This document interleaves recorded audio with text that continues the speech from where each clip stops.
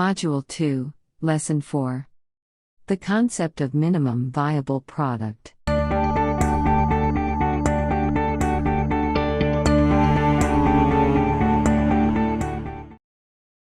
Another tool for testing the assumptions in your business model, and specific assumptions in terms of the value proposition, is a minimal viable product.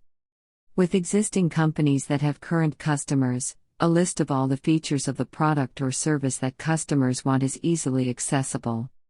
They already have customers.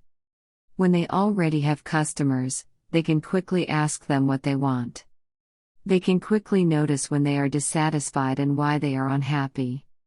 Also, they can quickly get sales insights and see which model is the best, and which is the worst, and what is the difference between those models.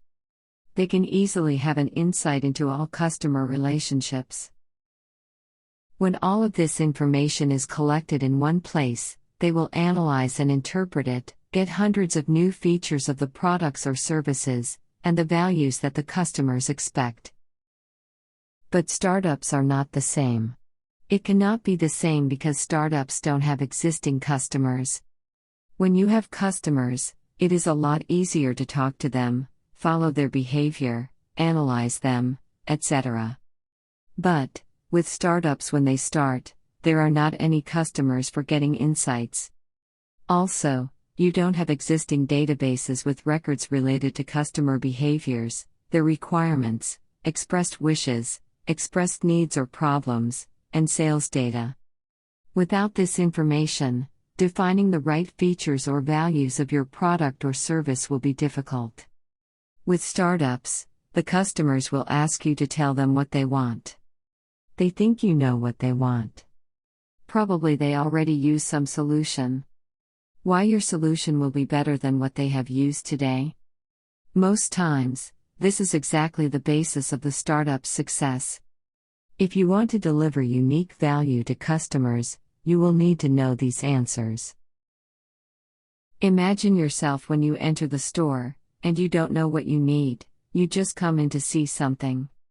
But you are already a potential customer for the sales team in that store. If you have an experienced and well-trained sales team on the other side, you will not exit from the store with empty hands.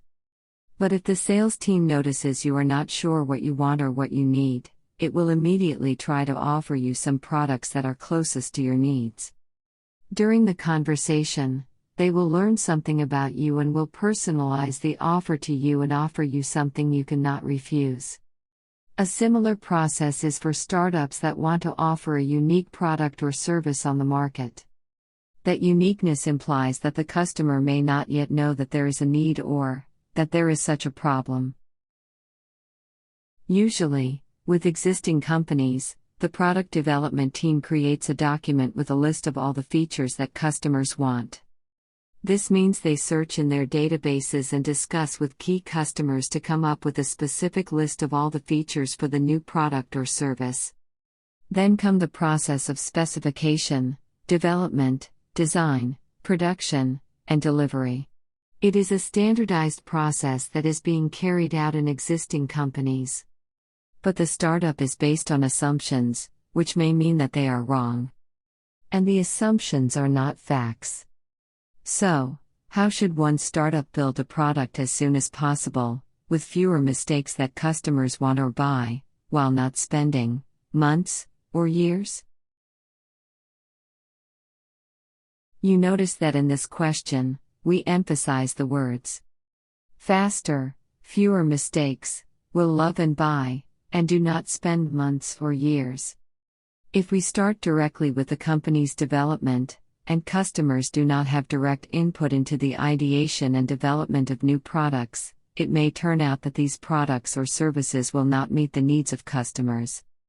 It is a waste of time, people, materials, and resources. Everything that the startup has is in small quantity, and because of that, it is dangerous to copy existing companies at this stage of development. That's why we need a minimum viable product, a product with minimum features that only serve to get feedback from customers for future product development. A minimum viable product is a new product version that allows the startup team to collect a maximum amount of validated knowledge from customers with the least amount of effort. With the help of this product, you want to understand the smallest set of features that customers would like to pay for the first version of your product or service. The startup process can be seen as a series of more such products. For example, a minimum viable product for checking the concept can be the website that will describe the features of the product or services and the benefits it offers to customers. There will also be a call for action in the form of registration for more information. By generating visitors on that page, you will know if and how much interest there is for such a solution with exactly these products' features. Changing the look and the description of features and benefits on the website, you can see what must remain as a feature, and what potential customers don't consider as necessary. You notice that this approach allows you to test the concept of your idea without a real product, using the minimum viable product as a description of features and benefits. The second minimum viable product can be a sketch or a drawing of the product through which the customers can see the functionalities of the product related to each feature or benefit from the first minimum viable product. You will need to arrange meetings with potential customers in which you will present your sketches and talk about possible improvements, a price they would like to pay, and whether they would buy the solution. The third minimum viable product can be the product prototype that a potential customer can hold in his hands, try it, and feel the benefits. You will again get information about the product itself, features and functionalities. This testing process through different minimum viable products will continue until you come to the form of a product or service that is truly aligned with the customer's problems. The most straightforward presentation of this process would be as following. First, present the minimum viable product. Second, ask customers what they think. Third, the answers can be: change something. It is good, but. It is excellent. As you get more feedback, you add more features to the product or service, but also reject the original features that you will find that customers are not interested in. Steve Jobs has said that, you can't just ask customers what they want and then try to give that to them. By the time you get it built, they'll want something new.